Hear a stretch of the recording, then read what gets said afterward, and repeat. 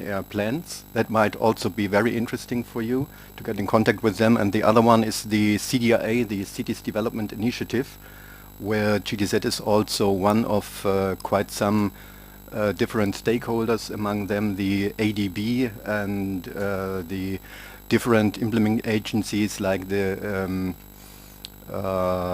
NGOs and other partners from Europe and the region, where we are also dealing with climate change, adaptation and infrastructure in the urban environment in the region, including also some countries, as you have mentioned, Indonesia, Vietnam, also Thailand, but also China. So that's just to give you, or to make you aware of these ongoing initiatives. Thank you.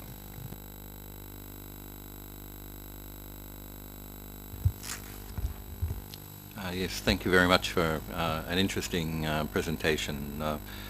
It seems to me that throughout Asia and the Pacific, cities have grown or are growing so fast that planning is no longer able to actually accommodate the growth rates. And in many cities, I think planners have actually given up. You no longer see much discussion about master plans and adherence to master plans. You know, the old Chandragarh example, you know, with a very far-reaching master plan. That those days seem to have gone completely. And in the absence of effective planning, it seems to me that most cities are adopting a strategy of muddling through as you know the situation changes. Here in Bangkok, for example, I've had numerous discussions with people about what is the long-term strategy for a capital city that is likely to be underwater in 50 to 100 years' time, and will be the Venice of Southeast Asia. And the view is one of defense rather than retreat. And it seems to me that these long-term plans for cities in the face of climate change are just not being even countenanced. There is sort of 3 to 5 year plans perhaps, but no sort of thinking about 50 to 100 year plans. And that worries me because it will take 50 to 100 years to actually make the changes necessary in terms of the infrastructure, and particularly if it involves relocating cities, perhaps in the case of Thailand, looking at another capital rather than Bangkok. And so are you working with any of the sort of cities that are prepared to take this much longer time frame?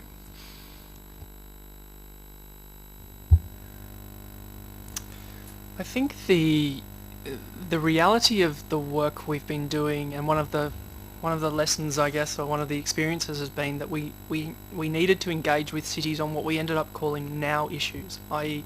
what are the challenges you're facing now, how are they going to get worse or change a little bit, so that we can hook into different processes that kind of already exist in the city. Saying there's a whole new challenge that you've never heard of before and we need to start changing the way you act is not a sort of very effective way of engaging, or hasn't been in our experience. So certainly that short term, these are the challenges you're facing, this is how they might get worse, is certainly been an effective way of engaging, and on those kind of short term issues have longer term implications. I guess the only example that was starting to that comes to mind, and again it is a short-term issue, but has implications for the future, is cities like Kantur in the Mekong Delta are dealing with resettlement planning now. They are retreating from from areas that they previously had identified as being urban development areas. And the approach they're taking is longer term in terms of they're recognising that they're going to have serious challenges in terms of sea level rise and interaction with the Mekong Delta sort of river issues. But the longer term of does Cantor have a future as a city, I think is yet to be asked, and certainly, yeah, it's a difficult one for them to start thinking about.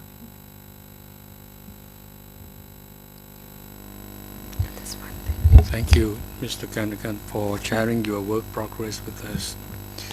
From I know that your project is for 5 years, and there are still some years left. In the past 2.5 years, what was your experience in these 4 countries? You experience any obstacle or barriers? And are they different from country to country, or are they quite common? Thank you. Thank you for your question. I think the answer is yes. The barriers, I guess, initially was bringing the issue to the table. I think certainly so much work has been done in raising the issues of climate change mitigation and resource efficiency that cities in Southeast Asia and around the world are still really struggling with. And to come in and be the bearers of more bad news that we need to, yes, global risks are important, but we need to actually think about some of the local risks that you're facing, has been a real challenge. I think the real constraint, I suppose, which is not going to be surprising, has just been the short-term political cycles, and not only of elected officials, but in India they have a process of moving commissioners around, and the work you do to get the buy-in of those political leaders, and and there's a lot of work that's been done, but those new persons get elected, new processes, new people, new systems, and I think that's been the biggest challenge. The amount of it's a new issue, and we're not hiding behind that. Trying to continue that buy-in, get that sort of sustained interaction, and sort of ensure that the decision making or in the future sort of brings these kind of issues into normal processes is constrained, I think, by those short-termism, I guess. Ganta? Oh, okay.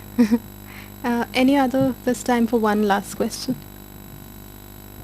I was just wondering, on a practical level, how you go about finding interlocutors within the national scene or within the local or regional scene, because it seems to me like that is often a big barrier for sort of organizations or agencies that are coming from a very Western perspective or that have a lot of Westerners within their ranks.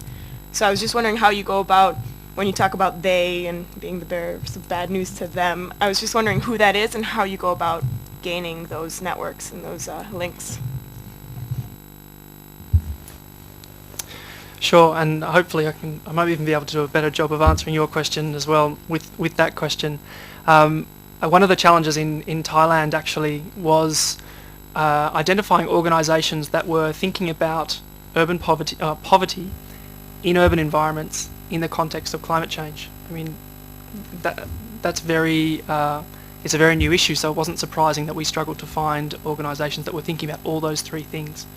And our approach initially was to identify organisations that were thinking about climate change, but that didn't actually get us to the right place. We ended up, with a lot of resource efficiency and climate mitigation organisations, and so we actually changed tack and started speaking to organisations who were focused on urban poverty, and that was through research on people who are writing Thai organisations that were writing papers or president conferences, and we've been working with the Thailand Environment Institute for the last sort of 2.5 years. They're involved in the city selection process.